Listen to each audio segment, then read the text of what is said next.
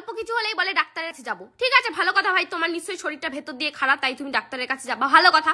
ডাক্তারের কাছেও গেছে, ওষুধ দিয়েছে, ওষুধ এনে আর খায় না, ওষুধ কিনে ফিনে সব নিয়ে এসছে কিন্তু খায় না। আমি বললাম ওষুধগুলো খাও, এ কি ডাক্তার খেতে বলেছে তো, ডাক্তারের কাছে গেলা, ডাক্তার তো ওষুধ খেতে বলেছে, এগুলো খাও। বলছে ওনার কথা মতো নাকি, তো ওনার কথা মতো না, তুমি তাহলে গেলা কেন ওনার কাছে? বলছে কি উনি যা বলবে তাই হবে নাকি? আমার নাম আরে ওষুধগুলো খেতে বলেছে তো, আমার কথা মতো আর ওনার কথা মতো কি? খেতে বলেছে, এগুলো খেতে হবে তো, না শরীর ঠিক হবে কি করে? বলছে তুই জানিস আমি একদম 2 লিটার জল খাই সারাদিন।